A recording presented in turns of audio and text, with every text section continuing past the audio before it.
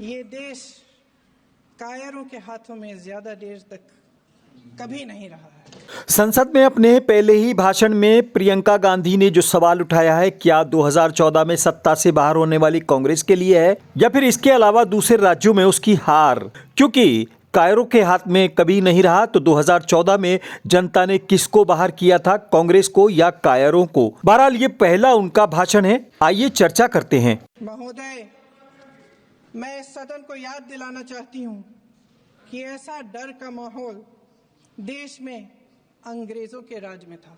तो क्या प्रियंका जी संसद के माध्यम से देश को बताना चाह रही हैं कि ऐसा ही माहौल मुरादाबाद के नरसंहार के टाइम पे था, और ऐसा ही माहौल 84 के सिख नरसंहार के टाइम पर था, और ऐसा ही माहौल मलियाना और हाशमपुरा के अंदर था, जहां पर आती ने लाइन में लगाकर न सिर्फ लोगों को गोलियों से भून दिया था बल्कि नहर में उनकी लाशें बरामद हुई थी। और ऐसा ही माहौल नेली नरसंहार के जमाने में था, जब एक ही दिन के अंदर हजारों लोगों को मौत के घाट उतार दिया गया था आपकी दादी के कार्यकाल में। चर्चा से डरते हैं, आलोचना से घबराते हैं। कई दिनों से हम मांग रहे हैं कि चर्चा करिए। अंग्रेजों की बात करने के साथ साथ कांग्रेस के कार्यकाल पर भी चर्चा होनी चाहिए। आगरा में मैं अरुण वाल्मीकि के घर गई। अरुण वाल्मीकि पुलिस स्टेशन में काम करता था, सफाई का काम करता था। आप सोच सकते हैं हमारी तरह उसका भी परिवार था। नई नई शादी हुई थी, 2-3 महीनों का बच्चा था। पुलिस स्टेशन में चोरी हो गई। चोरी का इल्जाम उस पर लगाया गया। उसके पूरे परिवार को उठाकर पुलिस स्टेशन में ले गए। आप हंस रहे हैं, लेकिन ये गंभीर बात है। गंभीर बात। शर्म करो, शर्म। अरुण वाल्मीकि को पीट पीट के मार डाला। उसकी बीवी को पीटा, उसके पिता के नाखून निकाले, उसके पूरे परिवार को पीटा गया। जब मैं उस जवान महिला से मिलने गई जो अभी अभी विधवा हुई थी, तो उसने मुझे कहा कि दीदी, हमें सिर्फ एक चीज चाहिए, हमें न्याय चाहिए।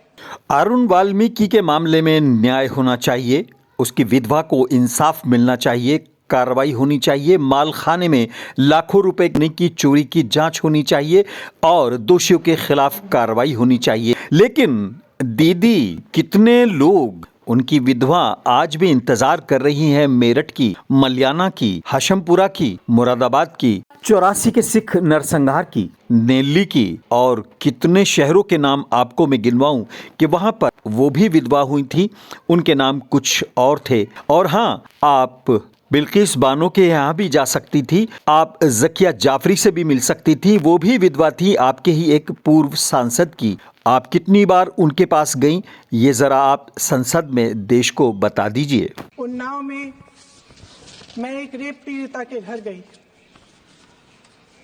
उसे जलाकर मार डाला था।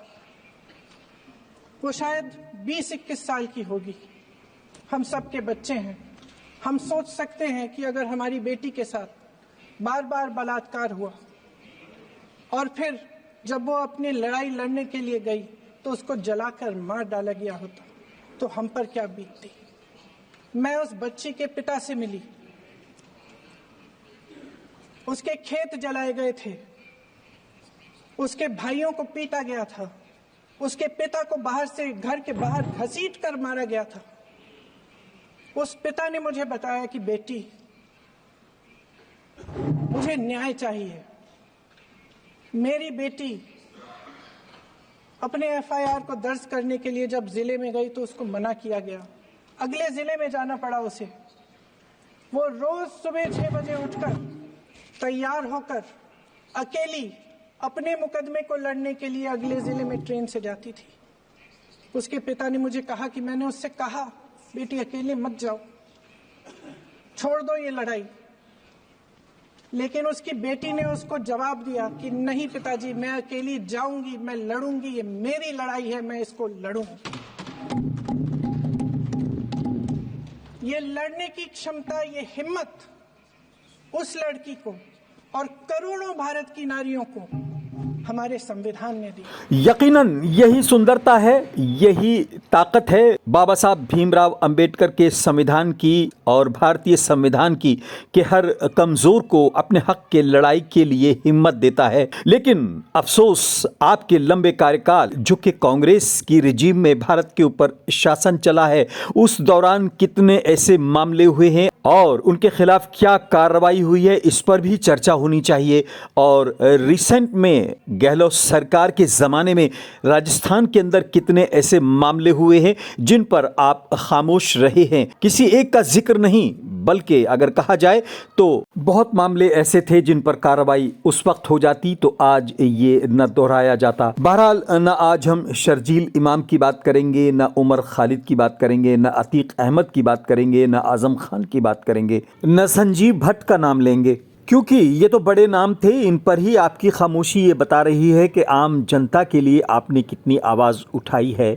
आप अपने गिरेबान में और इतिहास में झांक लेना। आपकी खामोशी की बात करेंगे और आपसे सिर्फ ये पूछेंगे कि क्या आप 84 के सिख नरसंहार पर चर्चा कर सकते हैं और इसी तरह के सवाल संसद में उठा सकते हैं।